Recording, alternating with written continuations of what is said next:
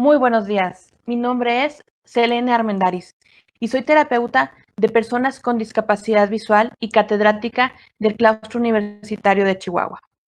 Hoy les traigo este día la conferencia 2020 y los nuevos retos de educación especial.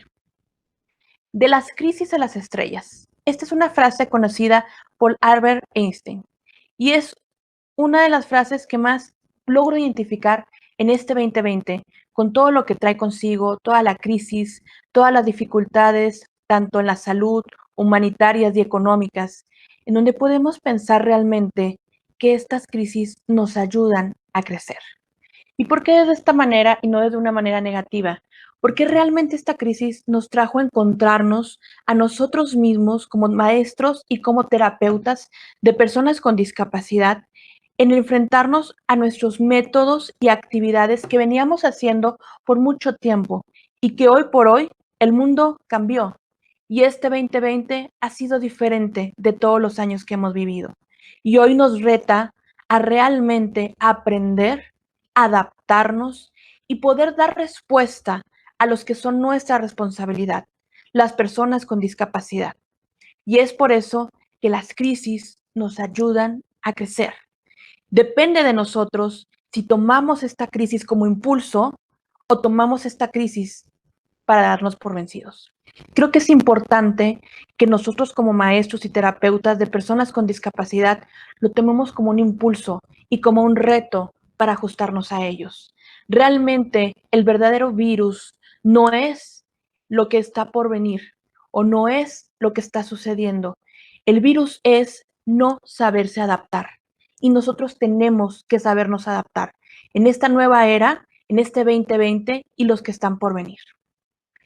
El reto actual de la educación especial, como bien les comento, está en nosotros como terapeutas, está en nosotros como maestros, que podamos transmitir a las nuevas generaciones de maestros y terapeutas esta adaptación y este impulso de poder salir de las crisis y de poder adaptarnos y dar respuesta a los que más nos necesitan.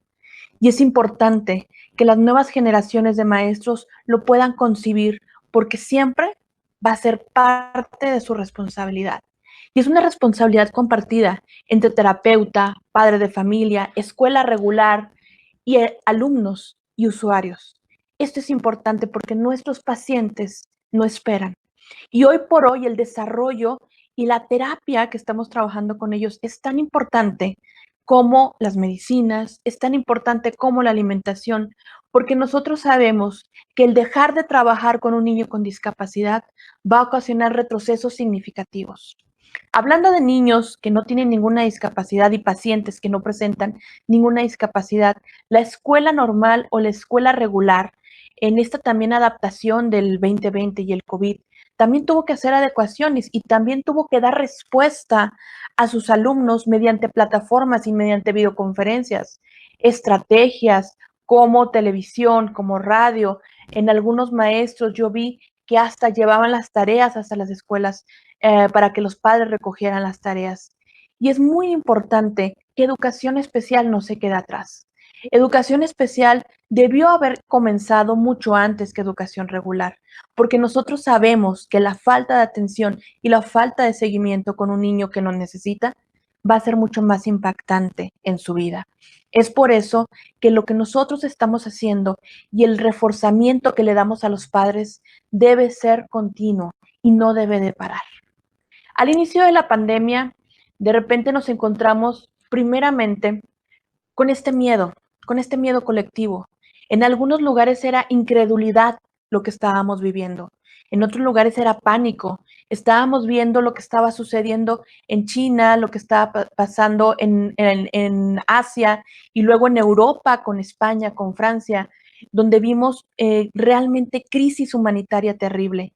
Y nosotros como educadores y nosotros como terapeutas ya veíamos venir esta catástrofe, ya veíamos venir esta situación. Cuando llega a América y el continente americano comienza a prender estos focos de alarma y ponernos a pensar el cómo vamos a seguir, realmente la respuesta fue parar. Y el parar y resguardarnos en nuestras casas. Pero en esas semanas, en esas primeras semanas de marzo, cuando estábamos viendo, bueno, ¿Y qué vamos a hacer si estamos parando? Vamos a regresar en un mes, algunos decían. Otros decían 2 meses y regresamos. Otros días hay que esperar el pico y volvemos a regresar. Pero se fueron pasando las semanas, los días, los meses y no pasaba nada. Teníamos que continuar en el resguardamiento de nuestros hogares. Se cerraron negocios, se cerraron escuelas, se cerraron institutos, se cerró toda la movilidad y todo lo que nosotros conocíamos como comunidad y sociedad. Y el recluirnos en nuestras casas nos empezó a alimentar de dos maneras. Una, con el miedo, con la ansiedad, con el temor y otra, con el impulso de resolver las problemáticas que no porque esté el COVID se van a quedar en pausa, porque no nos esperan, porque no nos dicen, ok, yo me espero hasta que tú puedas, hasta que todo el mundo pueda. Y esas problemáticas son la falta de atención de los niños con discapacidad. Y es ahí en donde maestros, terapeutas, escuelas e instituciones comenzaron a sumar esfuerzos y realmente adaptarse a la situación que estamos viviendo. Y estos primeros inicios de la virtualidad, de la telerehabilitación, de la teleeducación, que a través de la distancia y a través de una plataforma, llámese Meet, llámese Zoom, llámese WhatsApp o cualesquiera que esté en el mercado, la empezamos a utilizar para entrar a la casa de nuestros pacientes. Y el comenzar este nuevo reto trajo consigo muchas dificultades, pero también trajo consigo muchas virtudes. Empezamos a tener logros en los aprendizajes diferentes a los que habíamos tenido anteriormente. Y se comenzó a crear a lo que yo llamo el tercer escenario. ¿Por qué? Porque estábamos a través de la pantalla en las casas de nuestros pacientes y era algo muy diferente de lo que veníamos viviendo, porque normalmente nuestro paciente llegaba con nosotros en un ambiente controlado, en una escuela controlada, en donde podíamos proveerle de materiales, de recursos didácticos, del mismo terapeuta y maestro que podía tener ese contacto físico, verbal, para poder apoyar al alumno. Sin embargo, comenzamos a dejar a los padres de lado. El padre siempre era el último que entraba en estas reuniones o el último con quien trabajábamos para que pudiera trabajar con su hijo. Y cuando nos vimos en el gran reto de trabajar en teledistancia, resulta que el padre de familia se convirtió en el primer enlace y el más importante entre el terapeuta y el paciente. Y el padre tomó una importancia fundamental en el desarrollo de la terapia y el desarrollo de la educación de su propio hijo con discapacidad. Y es ahí cuando nos dimos cuenta del gran trabajo que requiere el poder permear todos estos aprendizajes, no nada más en el paciente, sino en el padre de familia. Nos comenzamos a topar con casos en donde veíamos al padre de familia tener dificultades severas en el control de límites con su hijo, en el control de poder trabajar con su hijo en un ambiente que es la casa, que tiene muchos distractores, que hay mucho ruido, que no es un ambiente controlado y que el terapeuta, en lugar de encontrar los distractores y el cómo no poder llegar a la terapia, tenía que encontrar el cómo sí. Y este es el tercer escenario, el cómo de repente estar trabajando con el papá como mediador y estarle explicando lo que tenía que hacer su hijo y cómo el papá tenía que modular esa voz, cómo el papá también tenía que aprender a esperar, cómo que el papá también tendría que aprender a relajar y poder darle la oportunidad a su hijo de expresar lo que realmente sentía. Y es ahí cuando un distractor, en lugar de venir abajo toda la terapia, teníamos que aprovecharlo en el ambiente. Si de repente el niño en la terapia estaba viendo que pasaba una persona y eso lo distraía de la terapia, teníamos que utilizar ese mismo distractor para volverlo a enfocar y poderle desde ahí preguntarle, ¿a quién escuchaste? ¿A quién viste pasar? Dime de qué se trata. qué ropa traía, qué olor tenía, traía una loción y poderlo incluir a la terapia. El cómo de repente tener a la mano en la casa diferentes herramientas como la cocina, con sartenes, con cucharas, con comida, con cubiertos. Teníamos que reemplazarlos por nuestros materiales muy lindos y lúdicos que teníamos en nuestros terapeutas, que teníamos en nuestras salas de intervención.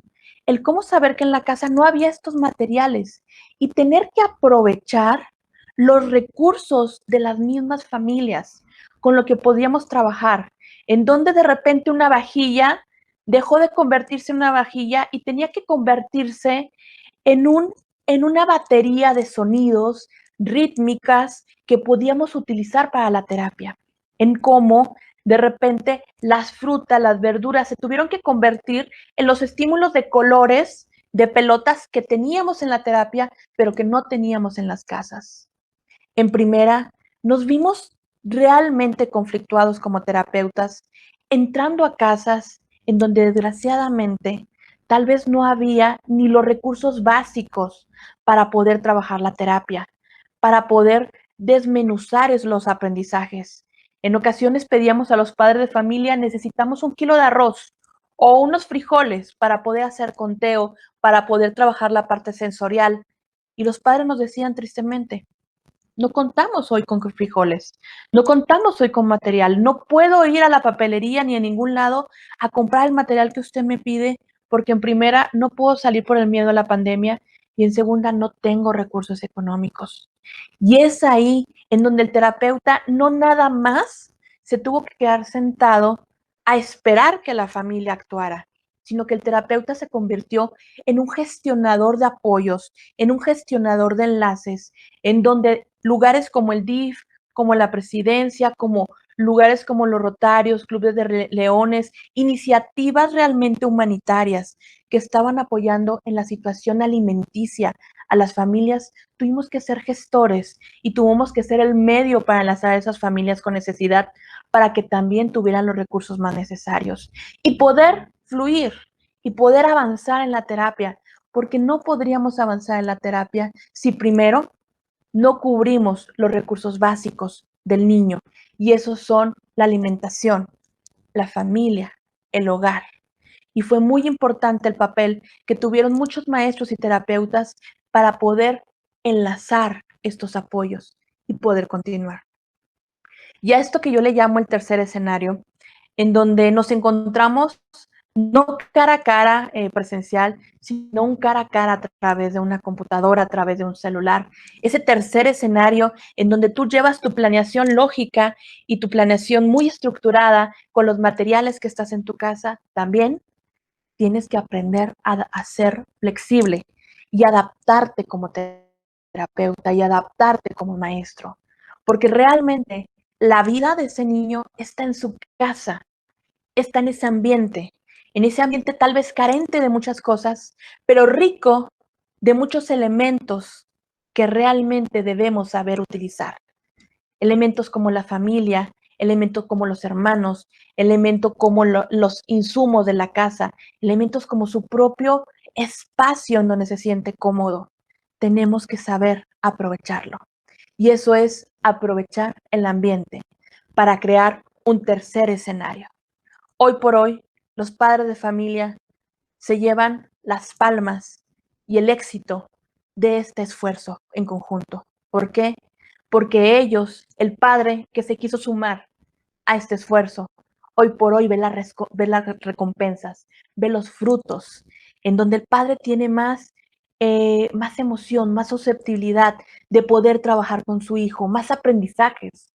Han aprendido a mediar las situaciones, han aprendido también a regular las situaciones emocionales, conductuales y sensoriales de sus hijos a través del terapeuta y a través de la experiencia.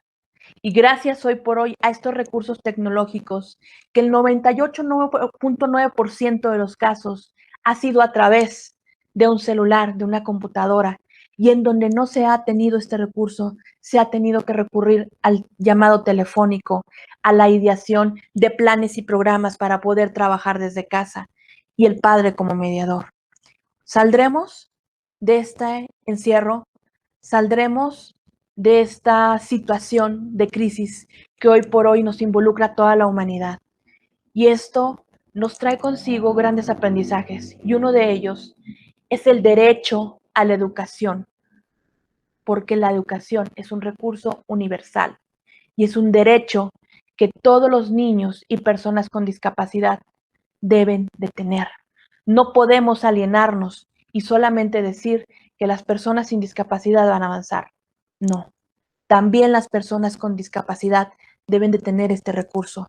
Y los esfuerzos desde padres, madres, terapeutas, instituciones, familias, debe ser en conjunto. Lo que está por venir son nuevos retos. Nunca vamos a volver aún atrás y nunca vamos a conocer la realidad de hace un año. Hoy por hoy es una nueva realidad, es un nuevo reto y son nuevos esfuerzos de nuestra parte. Por eso te invito a ti, alumno, que hoy estás estudiando una carrera de maestro de educación especial. Tienes que saber adaptarte, tienes que saber dar respuesta a tus alumnos, a tus pacientes. Les hablo hoy, padres de familia, y los felicito por el gran esfuerzo que hicieron.